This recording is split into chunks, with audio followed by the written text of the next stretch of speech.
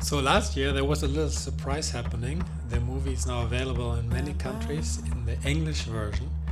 And now we get comments from India, from Pakistan, and many people watch it now. Also, I get a lot of responses from African countries, and I'm really happy to read all these comments, and I'm trying to answer a lot of them. A lot of you ask if I'm still in touch with people along the road, and actually I am. Some in Lesotho, in Sudan, in Egypt, I mean, and like, I it's just really fun to feel follow their life. very so excited to start this But thing. now, one really important guy got in touch with me 5 years later, and that is Prince Xabu, which I met in Botswana. Mekane? And I'm really happy because now we can actually talk. You know, my brother, I was telling you for these guys when they make adventures. I've been there. I have actually tasted actual life with my own flesh. You believe in one certain way of life, you don't get the whole picture of how people live. We're all different, brother. Just after he wrote me, there was a festival asking if they can play my movie in Botswana for a bigger audience. And instead of going all the way myself, I asked Prince if he would like to go there and actually watch this movie for the first time because he didn't know about it. I was so happy to see his face, to hear his voice, because it was the only voice in that time I was listening to for many days. So it was really touching. We're homies, guys, and that's the beauty of film. Like I mentioned, I didn't know Prince, but we just discovered that our home villages are right next to each other. But this isn't about us, it's about the documentary that we just watched. So where did you meet the director and how did you meet him? So I met him, he was desolate. I mean, he was desolate. He was all alone, like he said.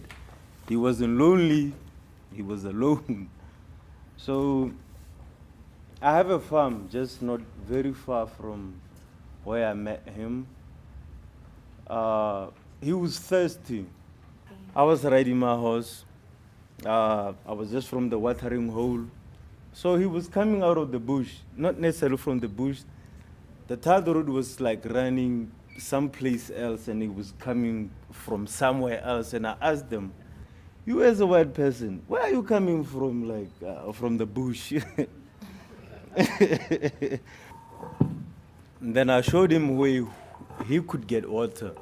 That's when he took me through his story. Now, getting back to your question, we as artists, artistic impressions, artistic everything, art and the media, they reach a much louder audience than the politicians. Politicians, they small-scaled. If I would give an example, let me use my country.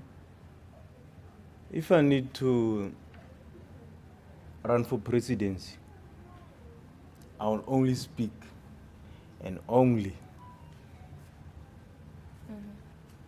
give out whatever incentives I need to give in my country. But as an artist, if I make music, if I make a video, it reaches a louder audience. I mean, demographically wider area than being a politician. A politician will be stuck to your own place. You saw Nathaniel. Nathaniel went through the whole of Africa, where most of us are free to go. I saw him mentioning some 5 guns pointing at him, sniper rifles.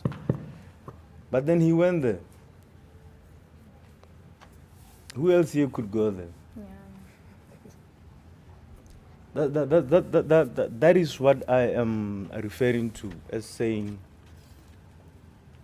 artistic impressions are much more wider than political views and political ideals, political whatever you may call it.